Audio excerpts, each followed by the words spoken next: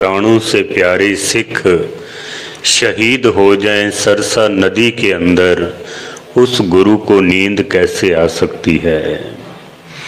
तो सतगुरु को नींद नहीं आ रही है। अल्लाह यार खां जोगी लिखते हैं कि जब 1.5 घड़ी रात गई जिक्र खुदा में, खेमे से निकल आए सरकार हवा में, कदमों से टहलते थे मगर दिल था दुआ में। हमारे सच्चे पातशाह सिमरन कर रहे हैं परमात्मा का। सतगुरु जी जब सिखों के पास पहुंचते हैं मदन सिंह कोठा सिंह से, सतगुरु कहते हैं कि तुम दोनों भी आराम करो, आज की रात गुरु गोबिंद सिंह पहरा देंगे।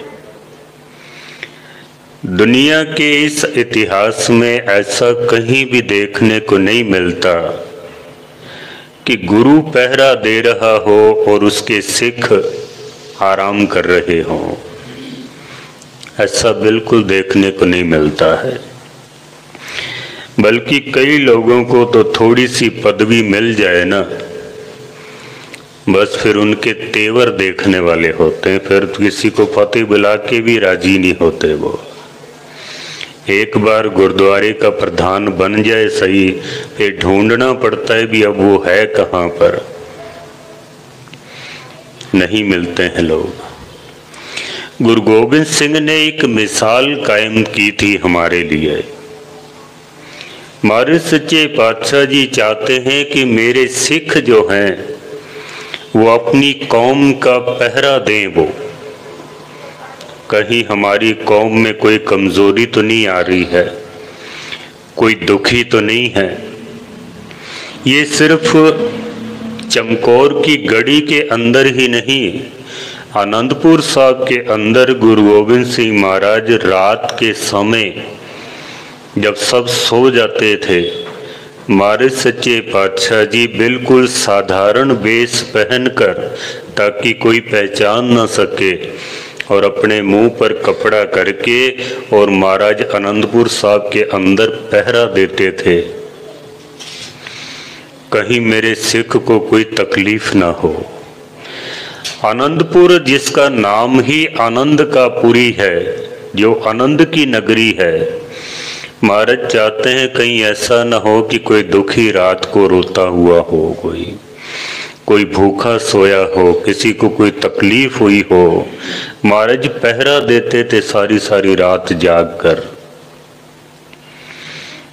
और आज हमारी कौम के जो नुमाइंदे हैं, चाहे वो राजनीतिक हैं या वो धनवान हैं या वो गुरुद्वारे के प्रबंधक सज्जन हैं, कोई भी है, जो गुरु गोबिंद सिंह ने उपदेश दिया था ना, उसको हम भूल चुके हैं। हम अगर हमने पहरा दिया होता हमारी कौम के ऊपर कि कहीं किसी को तो कोई तकलीफ तो नहीं है, तो आज शायद हमारे में से कोई दुखी ना होता। फिर अगर पहरा दिया होता तो, बल्कि जिनको पहरा देना था वो खुद पहरे के अंदर हैं, 10-10 बॉडीगार्ड रखे हुए, मशीन गना लेकर चल रहे हैं। आम आदमी तो उनसे मिल ही नहीं सकता है, कैसे मिलेगा उनसे। हमारे सच्चे पातशाह जी कहते हैं कि सगल पुरख में पुरख प्रधान, साध संग जाका मिटे अभिमान।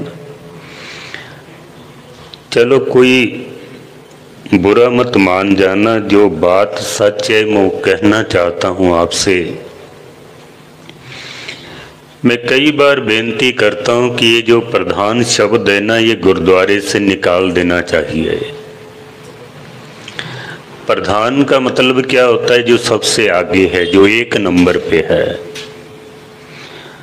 अगर एक इंसान 1 नंबर पे है तो गुरु ग्रंथ साहब जी क्या हैं फिर? तो गुरु तो फिर दूसरे नंबर पे हो गया ना। अगर मैं प्रधान हूं, प्रधान का मतलब क्या है? 1 नंबर पे जो सबसे आगे है। सबसे आगे गुरु ग्रंथ साहब जी महाराज हैं। हम तो इनकी ताबिया में हैं, हम तो इनकी सेवा में हैं। ये शब्द निकाल देना चाहिए। और इसकी जगह पर शब्द रखना चाहिए मुख सेवादार। मुख का मतलब है जो सबसे पहले सेवा में हाजिर हो, सबसे पहले। पर जो गुरुद्वारों में देखने को मिलता है ना, सेवादार बेचारे सेवा कर रहे हैं, संगत बेचारी सेवा कर रही है, प्रधान सूट बूट पहनकर ऑफिस में बैठे हुए होते हैं, उनको तो पता भी नहीं होता भी सेवा कैसे हो रही है या कैसे की जाती है, क्योंकि हम अब इन पदवियों के चक्कर में पड़े।